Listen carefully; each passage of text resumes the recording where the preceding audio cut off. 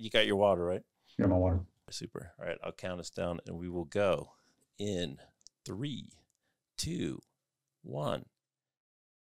Hey, welcome back, everybody. Jeff Frick coming to you from the home studio for another episode of Work 20XX, and we're just about ready to turn the calendar. Summer's coming to a close. Fall is just around the corner, and right there with back to school is something that comes every year, is back to the office, a return to office mandate. So I had to reach out and call the number one guy that loves to celebrate this anniversary. He's Brian Elliott, coming to us from San Francisco. You know him. He's the co-founder of Future Forum. He's the co-author of How the Future Works. He worked at Slack and Google and BCG, and now he's advising everybody. So anyone who needs a little assist from Brian can reach out, and he can apply his knowledge to your problem. So Brian, great to see you today. Good to see you again, Jeff. And the 5th anniversary of the post-Labor Day return to office battle does not seem like the most auspicious moment. But I always love talking with you because your give is as good as your take. I know. So what is it still the reality? I mean, we're still seeing this stuff in the paper. It's funny. I dug out your book just for shits and giggles, and I noticed you've got some really great forwards and recommendations, but one of them is from IBM. I think they had a return to office mandate, I believe. They did. And then the other one is obviously from Salesforce, and it looks like I just saw a headline there wanting everybody back October 1st or whatever it is. So, I mean, when are we going to escape Groundhog Day? Yeah, I'll give you a couple of these. And here's what's going on more broadly. Tech definitely has more of this than almost anybody else. Everything else is sort of an exception to a rule. And usually the exceptions are a company who's under performance challenges, with a CEO who might be under Wall Street challenges, who's honestly sort of grasping at straws often, looking for something to push on and basically driving a deeper mandate. We should get into what happens when you do that. Right. Tech's a little bit of a different animal. There's two things going on there. One is a lot of these are re-announcements of things they've already announced before. Apple, I think, announced its return to office. They just sort of stopped talking about it, but they re-announced it several times. Even Zoom, when it made the news about that 2-day a week, if you live within 50 miles thing, they made news this year on something they actually announced last year. And I've seen that hit the news cycle like 3 freaking times because everybody's like, it's Zoom. So it must be a big deal. There is one element of truth in this, which is big tech firms that were more fully flexible, like more employee choice, broadly speaking. Several of them have moved into some form of structured hybrid, meaning 2 or 3 days a week. I actually think in a lot of these cases, they're actually not doing it in a completely obnoxious fashion. There's parts of it that I actually agree with. So for example, IBM says, hey, look, the broad guideline is 3 days a week. But we know that's not going to work for every team because we've got teams like in IT that are broadly geographically distributed. It just doesn't make sense. But we want every team to figure it out at the team level. Even some of Salesforce's stuff, I think, makes sense, too, because there's sort of a collaboration element to it. I think where some of these guys run afoul, and I've heard this from other organizations, too, is when you start doing things like tracking individuals' badge scans, right? That's exactly when your employees' heads explode. When they start going, now it's just a sign that you don't really trust me. And when you do it at the individual level, you're missing on the fact that, bluntly, most organizations had, 50% attendance in the office pre-pandemic as well. So if you're trying to hold people to that yardstick, it's really not very realistic and causes all kinds of grief. Overall, though, flat as a pancake, quoting Nick Bloom, right? This is a number that has not moved for 2 years now. And the reason it hasn't moved isn't just because of the employee dynamics. It also hasn't moved because the average policy, if you look at the Flex Index data, has not moved for a year and a half at this point.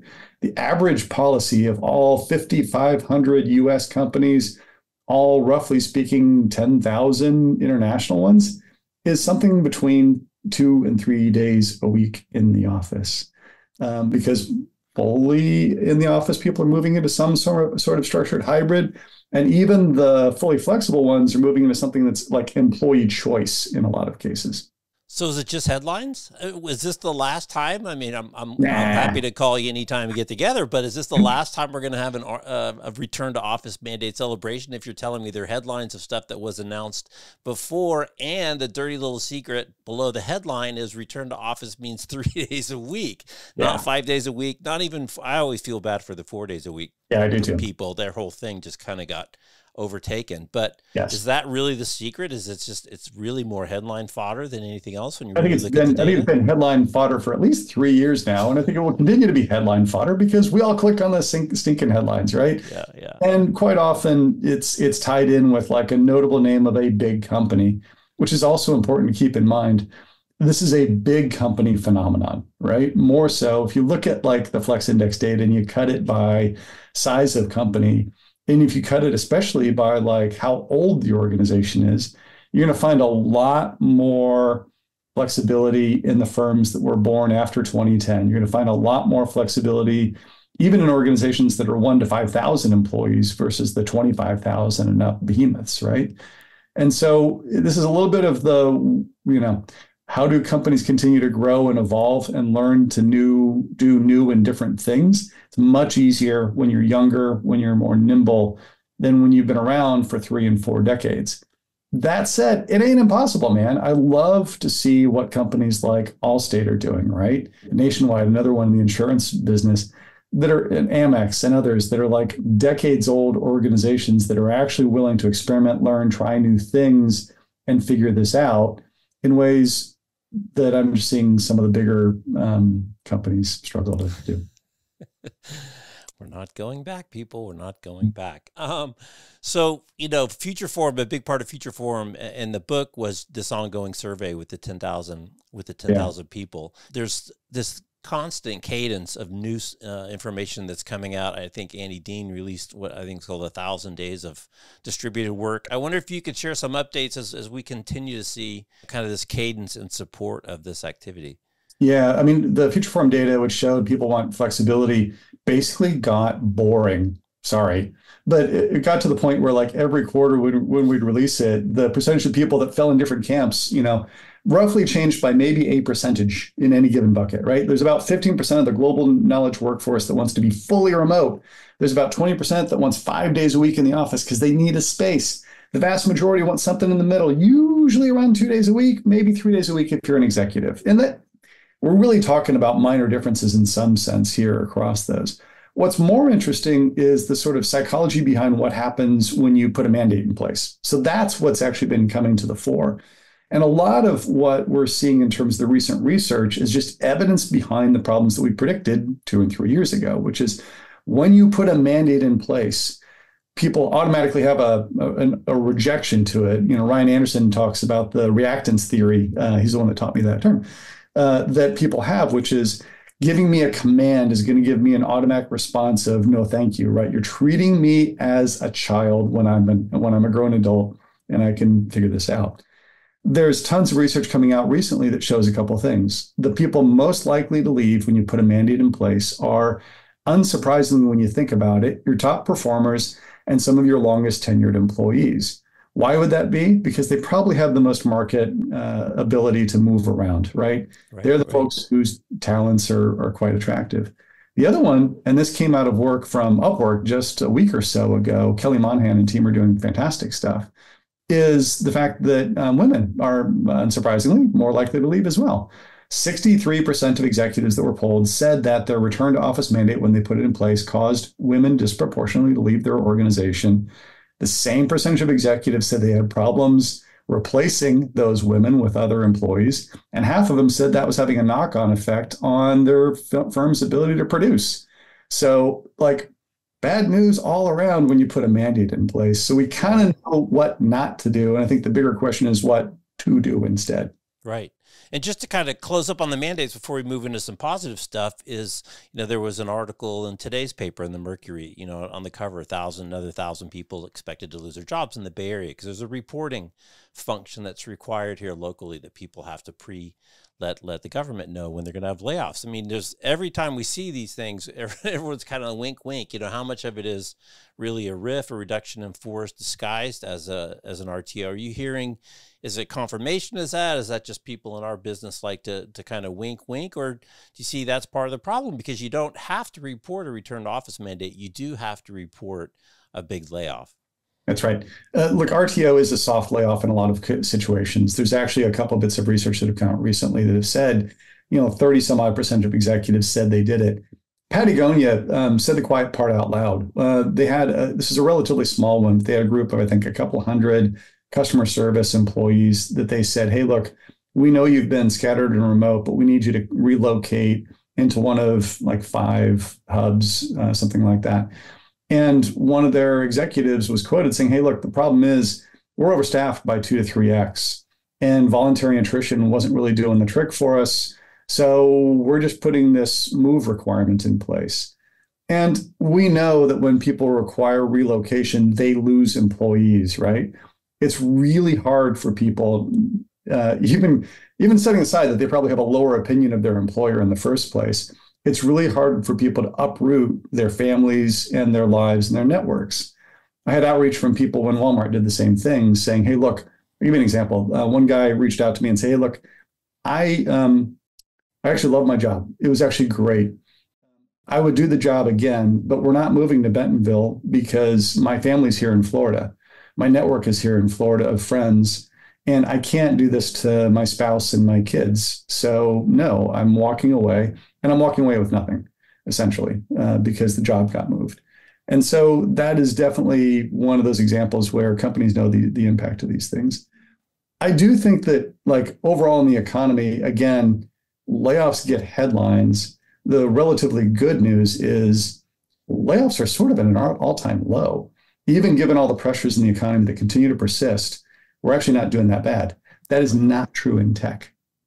Tech has a bunch of challenges, not only the overgrowth that we saw back in a decade plus of rapid tech expansion, but I think the pressures of AI are also creating some of this, right? Everybody that's hot on building out new AI tooling and capabilities, it's very expensive. And if you're trying to manage your earnings, one of the things you do is you cut back in other places, which often means you're cutting back on your employees. And hint, hint, they're also cutting back on real estate. Yeah. So the same story that talked about Salesforce, sort of reinforcing its mandates, also pointed out that they've shed 45% of their San Francisco real estate already. So everybody's doing the same things, which is in tech, you're finding other places to cut back. And unfortunately, that happens to employees. And I think we're going to see where this heads, because tech has this tendency in my 30 years in the industry to binge and purge. We binge on employee excess, right? We give people sushi for lunch and 3 meals a day, and the massage table and the ping pong table and everything else that's honestly, I thought, quite silly. But then when times get tough, we take the opposite extreme. And it's like, you're all, interchangeable components and pieces, and we're going to terminate your employment without really even having a conversation with you. And all of a sudden, nothing works. So that's going to stick in people's mind the next time that you want to start hiring people. And I think that's another reason why some of the big tech firms are going to continue to be more challenged as we go forward. Yeah.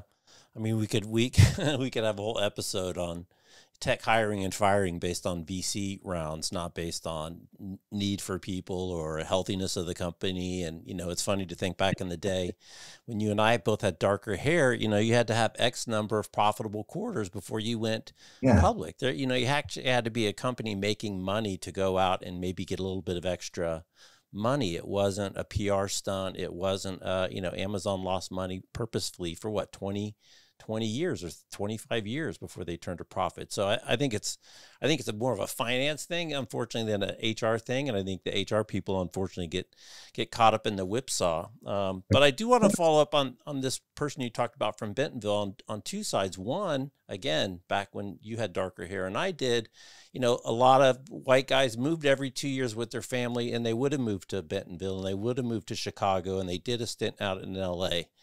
The expectations for having to do that have changed dramatically. So I'd love to get your take there. On the other hand, I had Tracy Hawkins on, and she was talking about when she was at Twitter, and they would have great employees who maybe the policy didn't change, but that person had to move for whatever reason, a life event, taking care of their family, the spouse got a job, whatever. And they're like, why would we want to lose a great employee just because of, for whatever reason, they want to move? And then, of course, I had Sasha Connor on, who's a great advocate in this space. And her straight up came from when she was having her first child, and her husband were from Philly, and they were living in the Bay Area, and they wanted their grandkid to grow up with their grandfolks. I mean, exactly. so Sasha's it's a completely different value example. equation, and she pulled it off and made it work and changed the whole company. Yeah, so you used exactly the right words and the wrong words to kick it off, which is back in the day when white guys would uproot their families and move them around. And that's kind of, the single income family is sort of a thing of the past in a lot of ways. But also, this is a big part of it, right? Like, it is much harder. And I am actually really proud of the fact that I've learned over time how to be better at being, a very engaged and involved parent, but it wasn't always that way. I think I was actually listening to somebody else's podcast, and they were talking about how proximity still matters and you have to be in the office. And the guy, because it's always a guy, went on to describe, my dad, when I was growing up, left the house at 5 a.m. in the morning, didn't get home at 7 o'clock at night, and put in the hours and punched the clock. And you realize that's actually the freaking problem in the first place, right? Punching the clock, showing up, that sort of evidence of hustle culture is exactly the kind of signals that too many senior executives are still relying on as, is somebody really dedicated to the corporation, which is why so many women are the ones that are leaving when you put in place a return to office mandate. There's such an opposite effect to this, though, too, right? Like, Slack wasn't in office culture pre-pandemic. We were hugely focused on hiring people in certain locations, and we were struggling like mad to do it. And Cal Henderson, our CTO, was the one who was pretty concerned about us even experimenting with remote work pre-pandemic. But once we actually got, I think, literally 3 months into it, his eyes opened up and he's like, wait a minute, this is actually working. And so what this means is I don't just have to hire people and try to get them to move to the Bay Area, a little bit into New York, Vancouver, Melbourne, and Dublin. I can actually open the aperture and do, geographically bounded teams that are within a couple of hours of each other, and hire people in Boise, Idaho, and North Carolina, and Texas, and not sweat whether or not we have an office there, and get them together with some frequency. Right. And all of a sudden you're like, God, what an amazing opportunity to attract more talent. And then you start thinking about it and going, wait a minute. All of the people we've been trying to attract who are also more diverse, who are not going to uproot when, like, if you think about like demographics, San Francisco, there's literally a movie called The Last Black Man in San Francisco, right? We are not a diverse city. I'm sorry. Right. And so if you're trying to hire more diverse talent, it's easier to help people do so when they don't have to uproot and move away from where they grew up, from their networks, from parents that can support them as they're having kids. So I think this is a massive opportunity as opposed to a potential downside if you actually put the work into it. Right, right. And as you said, even with the layoffs and maybe tech's over index, but still unemployment is very, very low. Yeah. And, talent, the demographic talent trend is in one direction, and it's going to get harder to get, not easier. That's for sure. Yeah. Let's talk about kind of the changing power dynamics. I think that's an interesting play. And I remember when I was talking to some of my junior reports, explaining them the way it used to be. I used to come in before the boss was there, and I wouldn't leave until he drove away and was at least around the corner. And they're like, why? And I think I was listening to one of your recent podcast episodes where it's this, finally the opportunity to just say, why? Why are we still doing it a way that we did it from before there was, forget about Slack, before there was email? These are behaviors that go back to where we had to go to where the paper was, which was only in one location, and we all had to drive to get there. So if you think about kind of the power dynamics and how you redesign work and those relationships to build the trust. And the other piece that you've talked about is, you need to get everything out of everybody because it's a hyper competitive world. You need input from those people that you wouldn't necessarily have chosen or picked or even hired before to actually be able to compete in today's crazy VUCA world. That's right. And part of this is, think about this not only in terms of race, ethnicity, gender, but generational differences as well, right? If you really want to bring people in who represent different points of view from different perspectives, because you know that it's going to take work to build a really inclusive organization, but it produces better outcomes, because there's like every consulting firm out there has a set of studies, right, that show that diverse organizations and diverse leadership builds better outcomes, faster growth, more innovative, more resilient, all the rest of this. But you then have to think about like the power dynamics and how they work.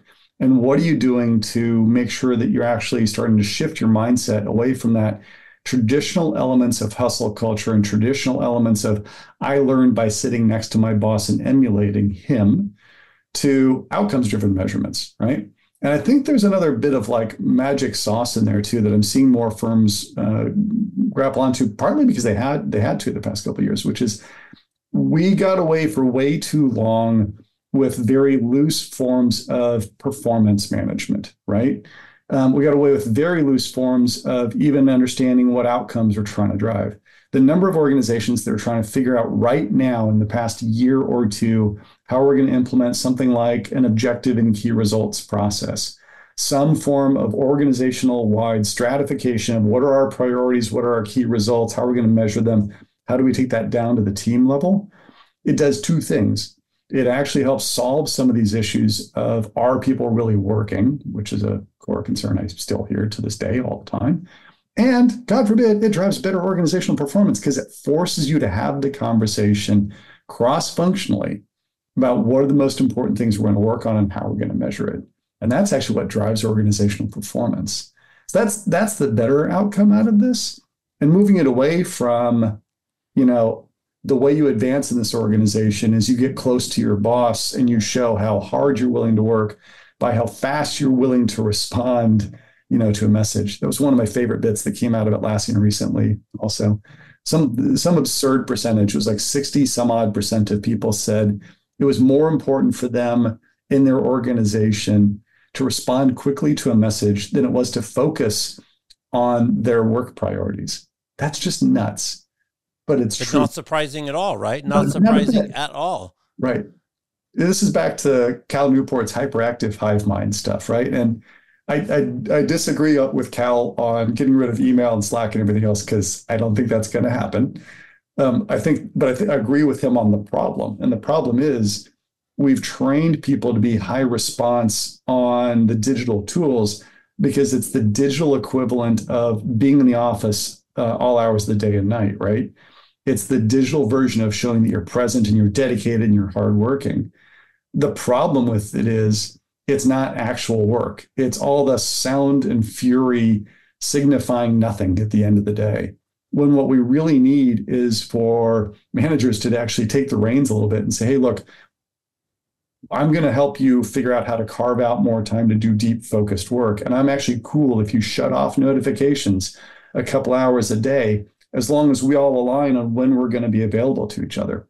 By the way, I hear that problem from people all the time. It's funny. I had Maribel Lopez on, and she talked about specifically in the context of email, which is built as an asynchronous communication platform from day one. And suddenly, because of whatever, there's now this expectation of this turnaround that used to be, gentleman's business was 24 hours or whatever it was. And now suddenly, it's this expectation of responding immediately, especially if you don't have your communication norms, and that email is then quickly followed up with a missed call or a voicemail and then a text and then a Slack message, all saying the same thing, which don't even tell you what they want. Just, can you call me right away? Can you call me right away? Which, is disruptive and not productive and crazy. Not a surprise, unfortunately. Yeah, I had a team at Google. It was about 500 engineers and operators and product managers.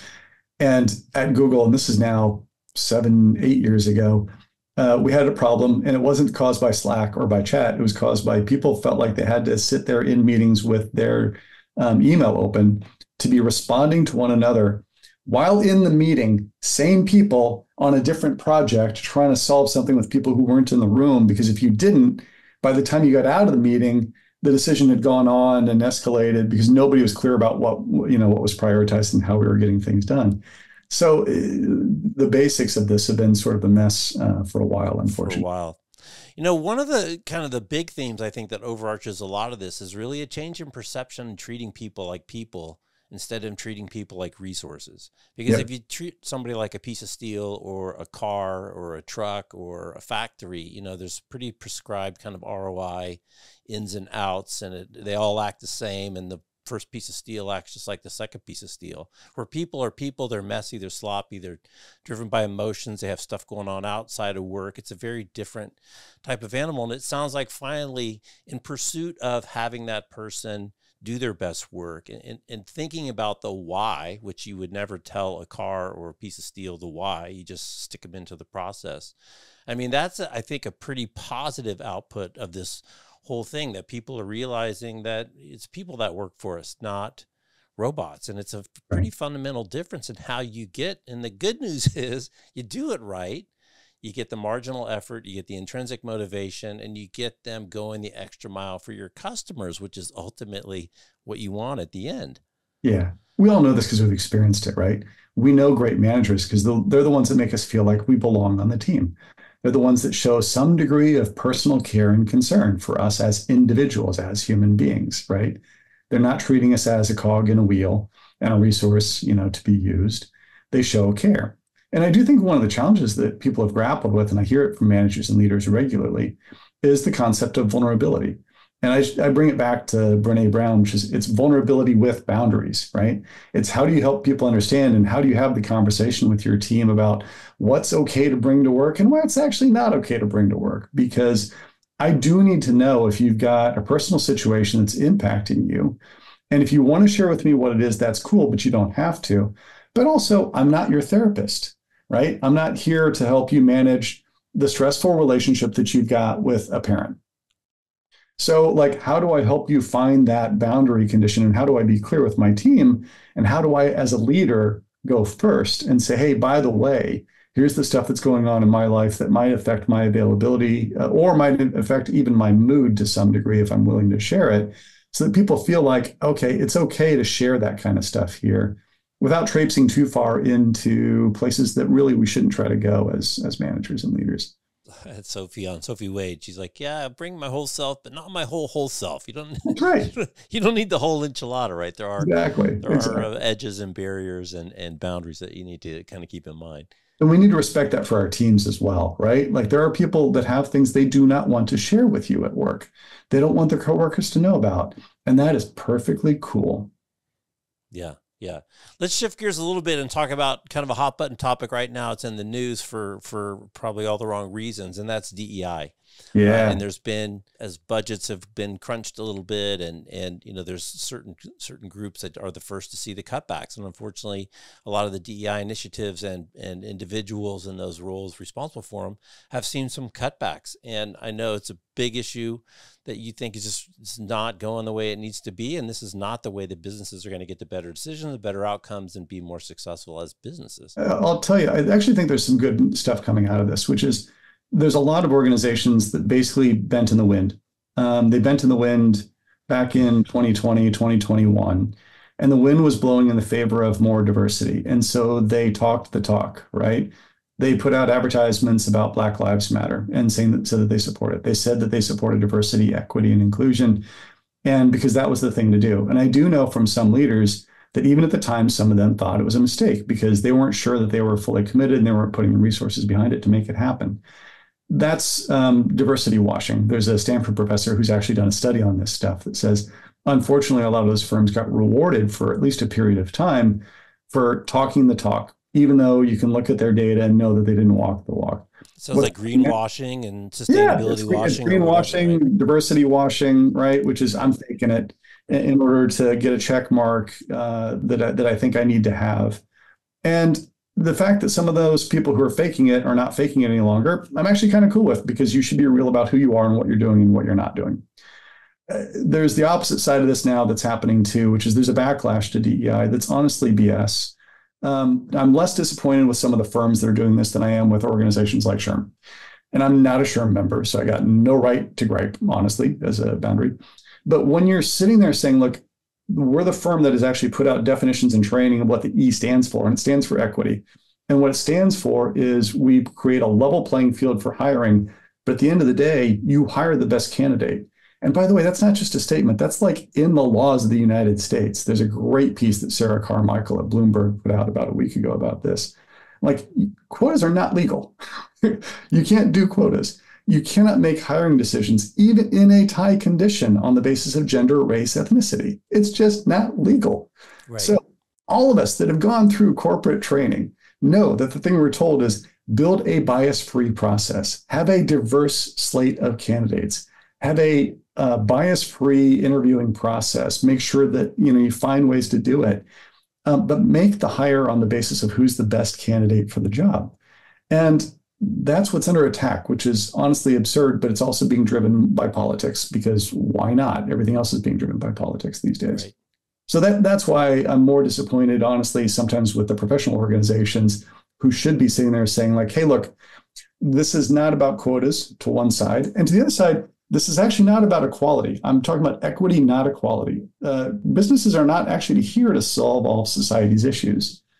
I'm not a big fan of your company as like a family. I think that's a horrible thing to say. Right. Families don't lay people off. No. I've had to lay people off enough times in my career that I'm never, ever going to be somebody who says that. At the same time, business is the biggest force for social good.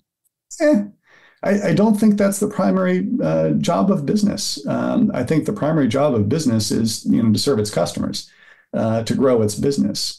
I do think it's in the best interest of business and its employees and all of its stakeholders to do a lot of these things. But I think you've got to be realistic in terms of where you're going to strike that balance. Yeah, it's interesting. You look at, I just think of what's the alternative, right? Cronyism and taking care of your loyal friends. And we see what happens in Russia. I follow a lot of the Russian-Ukrainian war stuff, and you get your body armor pack and you open up the envelope, and instead of a steel plate, it's got a wooden plate in it. And that's what happens when you go with cronyism and just go with your favorite guy instead of the talent. Or Jeff, you get a Cybertruck. I'm sorry, but you get to a point in an organization where, the senior executive team, no one will say, the emperor has no clothes, right? Right. No one's willing to speak truth to power in an organization. Eventually the organization goes sideways. You can look at some of the recent debacles that have happened to different organizations. And what gets trotted out in certain aspects is, well, that's because of DEI hires, when the root cause of this is often just mismanagement.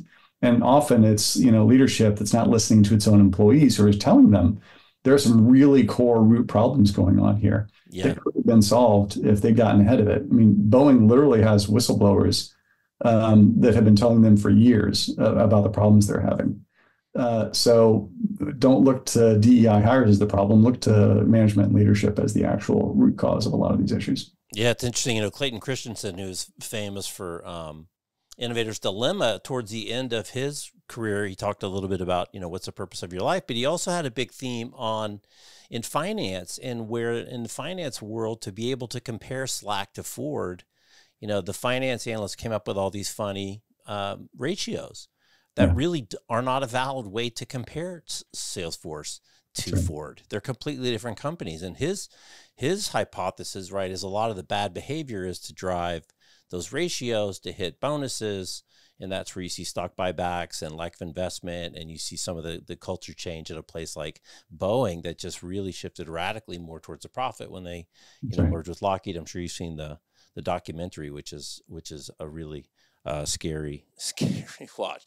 You mentioned Clay Christensen, and you briefly mentioned it. It's How Will You Measure Your Life? I've gone back and rewatched that a couple of times over the past couple of years. It is fantastic. It is also dated a little bit.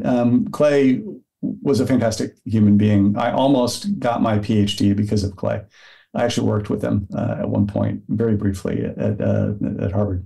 In that, he talks about something that I wish more executives honestly thought about, which is how will you measure your life at the end? And how will you measure your life through the impact that you have on the people around you? And that includes your family, that includes your kids, that includes your partners, that includes your coworkers. And just that lens alone, as opposed to what's my title, what's my millions, how many people am I working with, that's what lasts and that's what persists. And I wish more executives which went back and watched that video and by Clay. It's a great one. And we can even bring it back to a really simple thing, which I think is kind of this whole force multiplier effect, which is if you take that attitude in just your day-to-day work, what task can I do within my job to make your job easier? Right. What task can I do within my job to make your job smoother, to remove barriers? And then you get this kind of force multiplier effect, because within my work, I'm actually getting leverage on your work and other work. So I think it's a great kind of concept, but Absolutely. Very powerful speech. That's still my all-time favorite business book. And I didn't even know that whole chapter towards the end until I was actually going to do an episode on it, on the those ratios. And yeah, quite an interesting character. I would love to have had a chance to interview him. Great guy. Yeah, that TED talk he gave was after he had a stroke. Right. And it's just heart-wrenching. All right, so let's shift gears and talk about AI, both the positive and the negative. So first off, as a tool, everyone is telling everyone, use AI, use AI. I use ChatGPT every day. I bought myself a paid subscription this calendar year because I really wanted to learn it, and I found some ways to work it into my workflow. And I tell people, use it like a calculator, just like an HP calculator. You're not doing square roots by hand anymore. At the same time, it's kind of this whole, I'm scared of the unknown, what's it going to do to my job? And then I suppose there's this little element of, am I training it to take my job? That's right. So it's a very kind of dodgy situation. And, I think the managers are probably in just as dodgy of kind of a mental state around it as well. So how are you seeing people, first off, just getting people familiar with it, training it, adopting it, using it, thinking it as a tool, not a threat? And then on the other side, though, how do you see it kind of changing the way that work gets done? Because the same roles, tasks won't necessarily be as they were. Yeah, absolutely. So there's a big gap and a growing one between small companies that I'm working with and talking with and big companies in their adoption of AI. And it's not surprising if you think about what's the root cause of what drives AI adoption. And there's a couple of factors. Fantastic work, by the way, recently out of BCG, Slack, and Upwork all point to the same sets of things, which is knowing the direction we're heading in the first place. As we free up capacity, what will we do with it? Really simple thing, but really important thing, because it sets a mental note in somebody's head that says, hey, look, if I get extra hours back in the day, if I'm in a small company that's growing fast, that has a backlog of work, because we always had a backlog of work, I know what I need to work on next, and I have no worries about job security, right? Because I know that together we're just going to produce more and continue to grow. There's an amazing amount of big companies, and BCG put this at about 50%, where they're putting the tools out there and saying to everybody, use the tools, but they haven't said to employees, because they don't have a plan for what am I going to do with the capacity that I free up. So what do you think happens to people in that situation? They sit there and they freeze up and they go, wait a minute. As a matter of fact, a lot of them do use the tool or tools, and they do it sometimes surreptitiously. They don't even use the tools the employer gives them, or they use something they're not supposed to be using. But they're not going to tell anybody about it because they're not sure what's going to happen next, right? They might get unemployed, or there might be layoffs because of it. So that's a problem. Number two, is how people learn. People learn in teams and in groups through this, and they learn in teams and groups because their managers give them some time and some incentive, and they do some stuff together to actually get into this. There's plenty of evidence behind this. And by the way, Helen Cupp, my old co-author, has a fantastic program called Almost Technical, where people do this, where if you give people chunks of time during the day for them to do even just little brief snippet exercises, 10 or 15 minutes of watch a brief video, try something out, experiment with it, and then do it with your team, compare notes. This worked for me, this didn't work for me. Hey, I built this thing, I tried this thing, it worked. You get kind of communal learning, and you're getting a really important other thing, which is you're getting the support of your manager to do it. And I've heard from too many big firms where the answer, unfortunately, often is we're too busy. Our Q1 or Q2 goals are too important to let up on them. Therefore, everybody needs to learn on their own and on their magic time. And you're surprised that you only get to maybe 30 or 40% adoption. You shouldn't be surprised, right? So that's the second thing that comes out of it. So there's, the time and the training, there's the team level norms around this. And then the other one is, this is about experimentation and iteration. There's a J curve, right? The J curve is the traditional description of what happens when you introduce any new technology.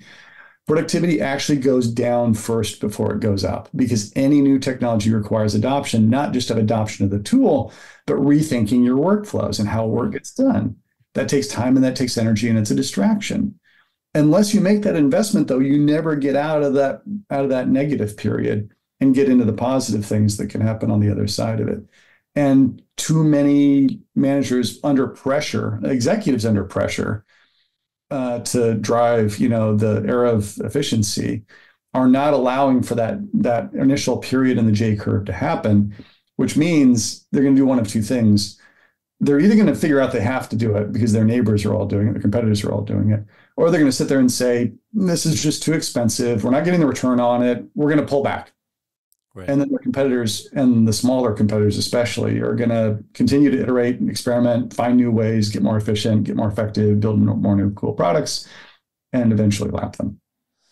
Yeah, it's an interesting concept. You bring it up a lot, and I wonder if it's a challenge for people that you talk to, because I know you talk to a lot of companies. This concept of the manager giving you permission to turn your notifications off for some period of time to do work. Not this is our work time. Turn notifications off. An active statement like that, which I think is pretty wild. And then the other thing that you just touched on is learning.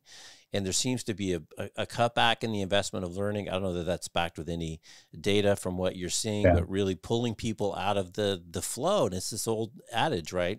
Sometimes you got to stop whacking at the tree and sharpen the saw. And when you just keep whacking at the tree, the saw gets dull, your efficiency goes down, and you can actually get more if you pull back for a minute. And then the final thing is people come and they're curious and they want to play. And you just told me to do this. How do you get to a bias for yes? How do you get to a bias for action? I think that's one of Amazon's superpowers that Andy Jassy used to talk about, is when I come into a meeting, I'm looking for a way to say yes to my people. I'm not coming in predisposed to say no and find problems, because we can all, that's not hard to do, but actually try to find a way to help encourage them, because I know you talk about having a culture of experimentation, and that's so key, but it's really hard to do if you're not willing to let people ultimately make mistakes, because that's what's going to happen in some percentage of time. Exactly right. Oh my God. Let's talk about notifications and time. And there's sort of two versions of this that I'm seeing that are almost equally bad these days. One is your classic meetings-driven culture, right? And the meetings-driven culture companies are typically the bigger ones who, you pass down information by literally being in meetings. And being in the meeting is important because otherwise you got FOMO and all the rest of it. And you don't jam like every hour full of meetings, but you jam enough of them into different parts of the day that you then blow the ability for teams to have time to be in sync. Like, because you and I and 5 other people that are working on a thing need several hours a day to be able to trade notes back and forth to try to solve problems in real time. And you turn also the day into Swiss cheese for me, because I have no focus time. So when you say to somebody, hey, by the way, I know you're a meetings-driven culture, but I need you to allow people to have 2 hours a day, notifications off during the workday, they're like, that's insane. It'll never work. We can't do it. Right. And the answer is you've got to find a way to experiment and iterate into making that happen, not for everybody in the organization, but at least start off with like ICs, frontline managers, and senior managers, like just those layers in your organization, and find ways to do it, for the people that need it the most and that are the most burned out. The equally bad and sort of insidious one is companies that have done too much of the free-for-all, right? The individual freedom and choice sounds great, but it doesn't really work when it gets to the level of like, how do teams work together? And so concepts like core collaboration hours and things like time zone banded teams end up being really important. And I've talked with so many organizations that got a lot more flexible in their hiring aperture that are now finding that their issue isn't place, it's time. They had to get a lot more crisp on, 10 a.m. until 3 p.m. West Coast time are our core collaboration hours. You're expected to be online and available for meetings, for chats, for calls, for whatever else during those hours. Outside of those hours, you can have focus time and you can turn notifications off. It becomes a lot more feasible if you can do that, right? Right. But either way, you got to put some constraints on the calendar as a starting point.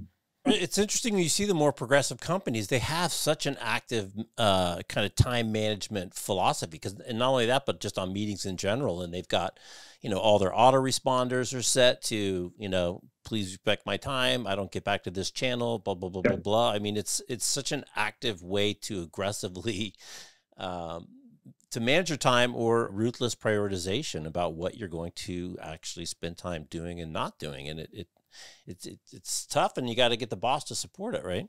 Exactly. And Dropbox is one of the first ones to sort of put out, their collaboration hours on a global basis. There's a copy of it in the book, right? It's like literally here's the graph of what they did around the globe, because Drew, the CEO, wanted to understand from Mel and others, like, how is this going to work? So they had to figure it out and literally show global, like we have teams in Tel Aviv, we have teams in Dublin, we have teams in the US, West Coast, East Coast, we have teams in Asia. How do we make sure there's some, overlap even among those teams in order to make this happen? But once you do that, and once you start getting into like what Atlassian's doing, what Shopify has been doing, you get a lot more efficient and a lot more effective because you're getting out of sort of the no man's land of shoving all people's individual work into the evening after kids are in bed and asleep. And you get more time back during the day to actually do dedicated heads down core work. It's one of those things where too many executives are like, nah, the calendar problem, that's too hard. It's just too hard. We need to be more synchronous. Nah, it's too hard. Well, would you rather focus on that problem, which actually could drive much greater efficiency, or like putting in place a mandate on how many days a week somebody needs to be in the office? I mean, one of them actually yields you a positive outcome, and I know which one it is. Right. The thread that just weaves through all of this is trust, right? Trust that even something as simple as I'm happy to not attend a meeting because I trust our systems so that I will find out what happened in that meeting.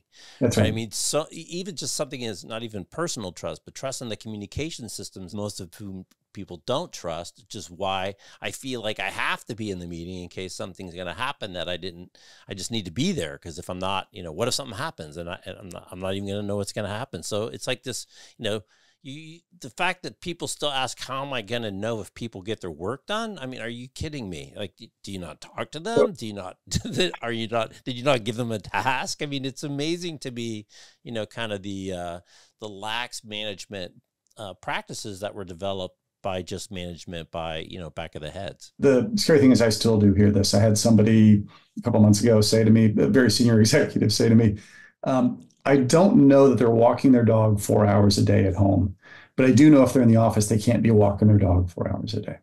And yeah, we had this conversation. I said, okay, I get that. What percentage of your employees do you think are actually doing that? And he goes, I know it's not big. It's probably not even 10%. Maybe it's 5%. I'm like, okay, cool.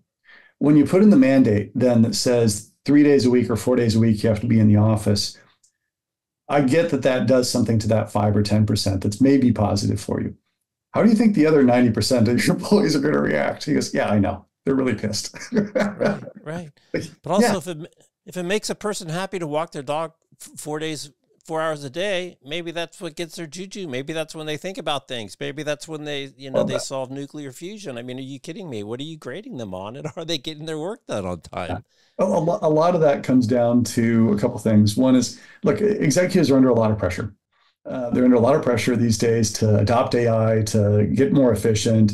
They're under a lot of pressure from a broad variety of forces out there. This is not to, let them off the hook in any way, shape, or form. But in doing that, that pressure causes them to have reactions and to grab for something that instinctually worked for them. And the thing that instinctually worked for them isn't the thing that works for everybody else, because more often than not, they are somebody who looks like me and you, Jeff. It is a older white guy who's not a primary caregiver who can come into the office and be there more, who has done that in the past and probably came out that way. Right. I ticked people off with a piece that I did about Lou Gerstner in the Wall Street Journal saying that remote work is horrible for managers and people need to be in the office at least 4, preferably 5 days a week. And the reason I got ticked at Lou wasn't because he said that. It was because he started off his storytelling with, when I was first in the workforce, the way I learned how to prioritize my inbox was by sitting and watching how my manager prioritized his inbox. Lou actually did some fantastic things at IBM. But Lou's first job that he's described was 1962 at McKinsey & Company. And you know what you had? A physical inbox. Right. No one's had a physical inbox, Jeff, since 1990 that I'm aware of. That's what I keep telling people, and I'm not that old. I'm like, I was there before email. I mean, literally, work was at the office. The files were at the office. The phone at the office. Your messages were written on a piece of paper that the admin put on your desk in this little spinny thing, like a lazy Susan with everybody else's. I mean, literally, you had to go there. I mean, the collateral. You want some collateral to send to a client? All the collateral's there. It comes in a box of paper. I mean, it was different and it was necessary, and it's not that way anymore. And I'm curious your take from on the technology side. You've seen kind of some of the evolution. You've seen something like Slack, which really changes the way that people communicate. What do you see kind of going forward with more of the digital natives, the mobile, and just behaviorally the way that people exchange and share information and connect as people, and that impact? I mean, we're still stuck with a hierarchy within our organizational structures that's been around for hundreds of years with marketing and business development and sales and engineering. Do you see some of these really kind of other kind of core operational principles start to blend and meld and shift as we integrate? Because I think it's exponential curves in your face. I mean, I think that's ultimately what this is all about. It's technology exponential curves in your face. You could talk to a supercomputer on your phone with OpenAI. It's ridiculous. It responds to you as a person within, seconds. And these is crazy technology, and it's only going to get faster. Yeah, I'm gonna give you two parts of that answer. One is there's definitely generational differences at work here, right? Gen Z and millennials are both digital natives. They're both used to using these tools to build and conduct relationships and to conduct work. Gen Z also, by the way, wants to be in the office. They just want to be in there on a flexible basis. Executives are the ones that are the most resistant to this, right? Executives are the ones most likely to walk back into an empty office and feel like the vibe is off because there's not enough people in the office, and under pressure, they kind of freak out. And they're also the ones that are least likely to be in the tools their teams are using. I've had too many of them say, yeah, Teams or Slack, that's for the teams themselves. It's great that they're using it, but if you want to find me, I'm in email or text me, right? And because they're not in the tools, they actually don't see what people are doing. They're not aware of the work, they're not aware even of the vibe, right? And you've got to, as an executive, get into the tools. And the junior people will help you do that if you ask them to, right? They'll show you where to go and what to do. And it ain't that bad, but you've got to invest the time to get there. But the other part about this is like the technology is not slowing down. And the technology adoption, especially around AI, the things that are going to drive success in it are exactly the same things that drive success in flexible work adoption. Number one, am I willing to experiment and innovate? I'm willing to give people time to try out new ways of working, and I'm willing to put the resources behind making that happen, right? Not a huge amount of resources, just a little bit to do the experimentation and innovation to figure out what works in my team, in my organization. Second is trust. You don't get that experimentation and failure, and you noted this already, without giving people a little bit of trust in terms of where, letting them fail a little bit along the path. That trust actually helps drive greater adoption of these practices as well.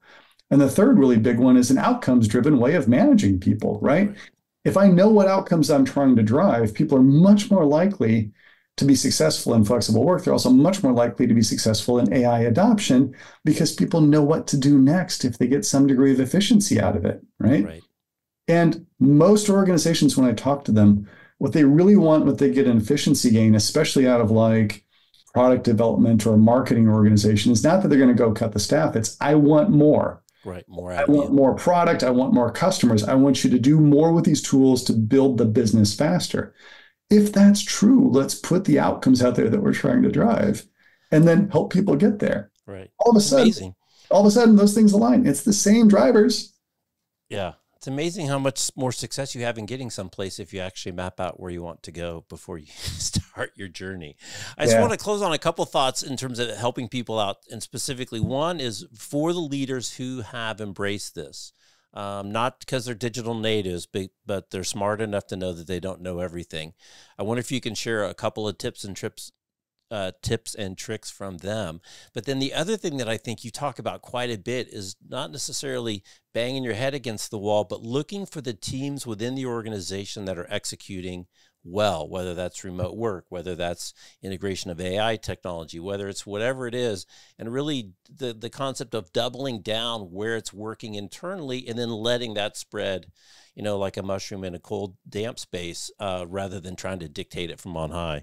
Yeah. You got it right there, Jeff, in terms of both those two things, and they're actually related, which is if you actually look inside of any given organization, you're going to find teams that are already doing a lot of this work, right? Maybe it's a team that, the leader came in from someplace else or has a different set of ideas. Maybe it's an M&A thing where you bought an organization that's actually operating somewhat differently. Atlassian, interestingly, bought Trello, who actually was a fully distributed remote first organization way back before the pandemic. And some of what Atlassian's done has been built on stuff that Trello had actually done a long time ago. So there are always parts of your organization. The other part is there's always, usually those are led by people who are highly respected in two directions. They're highly respected by executives. They're highly respected by their own employees, right? And those are the people that you can turn into champions. Second thing you need to do, though, is you got to put some support into this. It doesn't have to be huge. I've talked to so many HR leaders that are just under tremendous pressure, especially in like tech and financial services. Their own teams have been cut, right? They're under pressure and they're basically reverting back, not into compliance mindset necessarily, but into the basics. And they're like, where do I get the resources? And as an executive team, you need to fund this. Take the cutback that you've done in real estate and redeploy it into redesign of spaces, into travel funds for people to get together, and into a limited number of heads. Like Zillow has a team of like 5 or 6 people that are doing fantastic work. Atlassian has a core small group of this. So is Dropbox. All these firms have built like a handful of people who are really good at helping progress how work gets done. And it's not just around flexibility. It's now turning into stuff around generative AI as well. So that kind of investment is something that leaders also have to do. And the third thing as a leader is you just got to get in and listen to your own people. And you got to understand some of the stories and what's going on from a different perspective than your own in order to really get at what's going to drive and motivate people and what the real problems are inside your own organization. Right, right. Ask. Ask. So powerful, right? They'll tell you, you don't have to, consulting firms can do great work. You don't actually have to hire them if you actually listen to your own team sometimes, right? They will help you understand and move in the right direction. Yeah. Put the pen down and listen. I have it on a Post-it. Shut up and listen right here on my computer. Oh, yeah. I have wait. Why am I talking? Why am I talking? Very good. All right, Brian. Well, hopefully a year from now when we get together, maybe the headlines will have faded. I don't know. They still have to sell clicks, so probably not. But it sounds like we are actually moving away from the mandates beyond more the headlines, and the world is changing. Surprise, surprise. One would hope. I think we're actually getting to a point where flexibility is the norm. It's just how you're doing it that people are still figuring out, which is actually a good place to be. Yeah. All right. So you're independent. How can people get a hold of you? LinkedIn. I'm all over the place on LinkedIn. You can find me there. I'm easy to find. All right. Well, thanks a lot for stopping by, and maybe we should put it on the calendar for next year. But hopefully, we won't be talking about RT. You and I will talk between now and then, I'm sure. Exactly. All right. Thanks again. Thank you. He's Brian. I'm Jeff. You're watching Work 20XX. Thanks for watching. Thanks for listening on the podcast. We'll catch you next time. Take care. All right. Woo-hoo. Thank you. Thank you. Thank you, Brian.